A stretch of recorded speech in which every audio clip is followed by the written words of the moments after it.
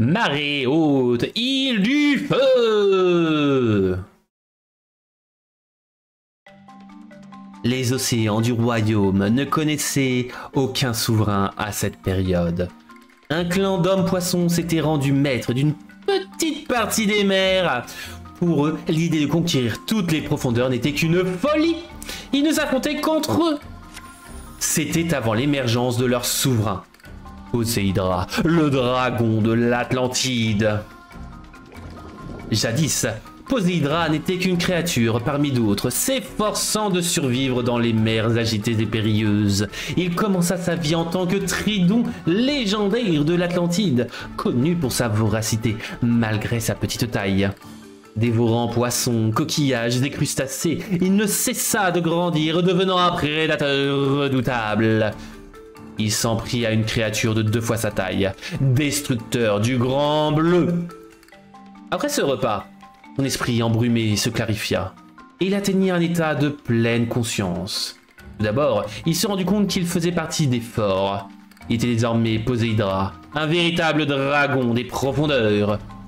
Comment devenir plus fort? Je dois dévorer encore plus.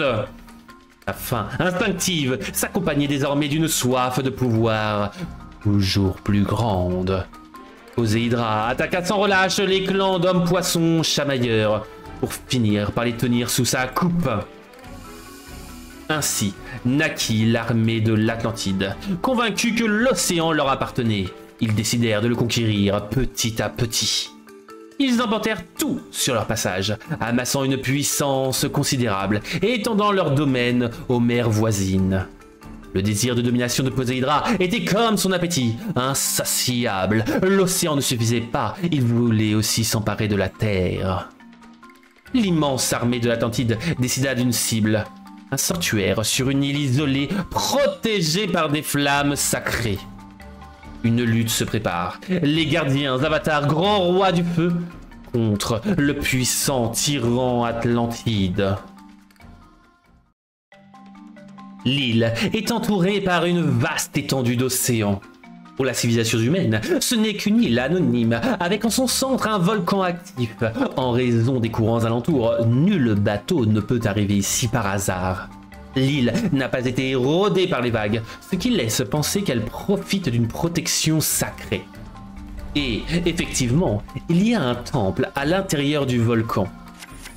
Le temple a lui aussi ses protecteurs, les bêtes rois du feu couronnées de flammes, et elles vivent ici depuis longtemps, isolées des humains, sur cette île où seuls se font entendre le bruit des vagues et les grondements ponctuels du volcan.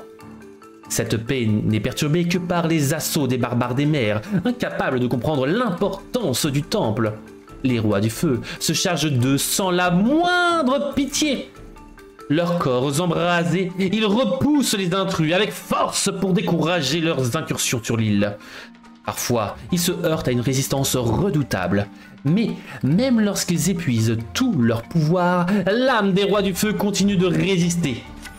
Leur force vitale vigoureuse demeure et ils renaissent en jeunes rois du feu. Jamais leur flamme n'a vacillé et ils sont toujours parvenus à protéger leur temple. Cependant, jamais auparavant ils n'avaient fait face à un tel défi. La puissance de l'armée de l'Atlantide, menée par Poséidra, le dragon de l'Atlantide, était sans égal dans cette région des mers. Désormais, leur assaut était imminent. La bataille faisait rage. L'armée de Poséidra, le dragon de l'Atlantide, contre les forces des rois du feu. Le fracas habituel des vagues a été noyé par les clameurs venues de l'océan. L'île du roi du feu fut vite envahie de hordes d'hommes-poissons. La situation s'annonçait désespérée pour les rois du feu, qui devaient protéger l'île tout entière de l'assaut à 360 degrés de l'armée de l'Atlantide. Pour ne rien arranger, les eaux entourant l'île appartenaient au domaine de Poséidra.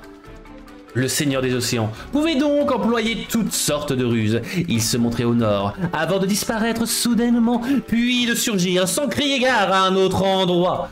Ce qui mettait les rois du feu en grande difficulté. Ils savaient que Poséidra représentait la menace la plus grande et devaient constamment surveiller sa position. La bataille se poursuivit et une ouverture finit par se créer dans les défenses de l'île. une immense vague de troupes de l'Atlantide déferla. S'il continuait de progresser, l'île serait envahie et profanée. Dans ce moment de désespoir, Avatar, grand roi du feu Garunix, vint à leur rencontre, reconnaissant leur faible chance de survie. Il émit toutes les flammes qu'il pouvait créer à partir de son corps, carbonisant Poséidra et les masses d'hommes-poissons sur le point d'envahir la plage. Grièvement blessé, Poséidra se replia dans les profondeurs de l'océan, suivi des soldats de l'Atlantide survivants. Le combat était terminé pour le moment. Les rois du feu avaient protégé leur territoire.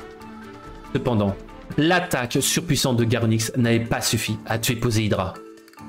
Elle avait en prime laissé Garunix aux portes de la mort. Il lui serait physiquement impossible de continuer sans un remède. Garunix le comprit et se jeta dans le volcan central à l'intérieur du volcan. Garunix fut englouti par la chaleur intense et l'espace d'un instant, il sembla avoir été annihilé. Mais c'est alors qu'un oisillon jaillit du cratère, roi du feu légendaire Ponyx.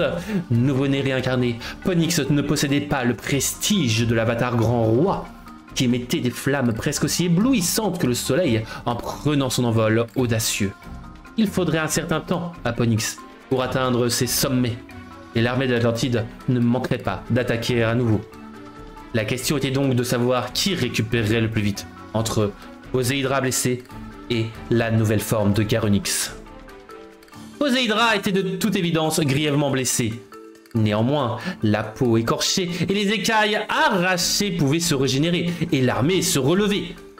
Cependant, il faudrait bien plus que ça pour triompher des rois du feu. Comment renforcer l'armée de l'Atlantide? Blessé, dévorant plus de proies que jamais, Poséidra était obsédé par cette question.